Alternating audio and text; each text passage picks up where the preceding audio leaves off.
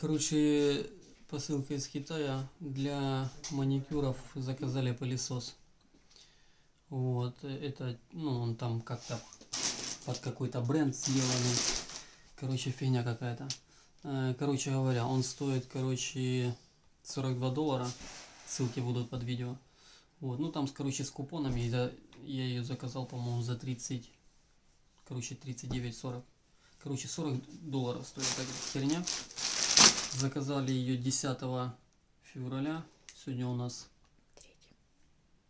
4 марта. С тем учетом, что в Китае там китайский Новый год был. Всякая херня.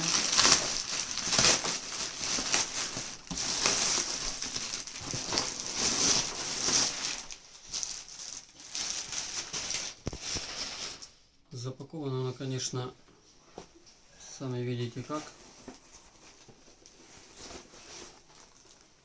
Через жопу. Не то, что через жопу, а просто через задницу. И там, чтобы вы понимали, что-то непонятное творится. Вот такая вот посылка к нам приехала. К нам приехала кусок говна за $40.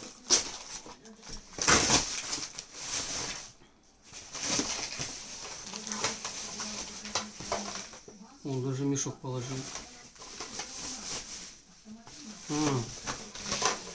Лучше телепалось.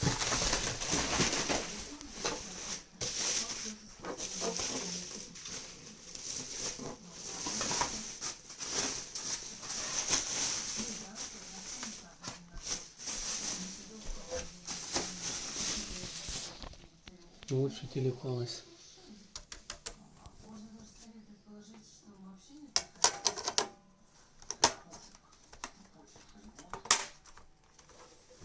Папа ее сделал. Красавчик. Кто молодец? Я молодец. Так, это у нас мешок для собирания пыли, который цепляется вот здесь вот. Так, а что у нас тут по параметрам? 100 ватт, 22, 0,22 ампера, 220, 240, 50, 60 герц, made in China. Все. Кнопочка вот какая-то одна. Это у нас регулятор, больше-меньше, быстрее. Ага, выключает даже. Да, off-on.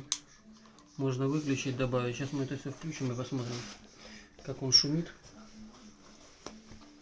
Писю надо только натянуть. Натягивается нормально, плотничок. Так.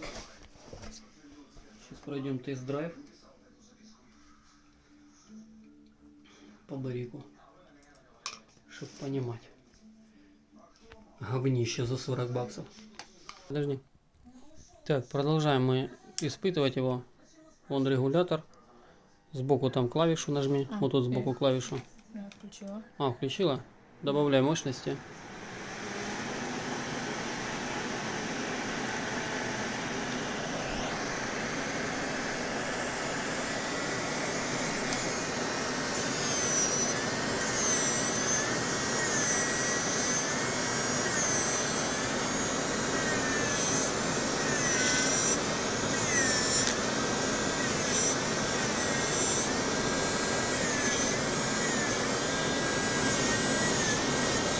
А если так?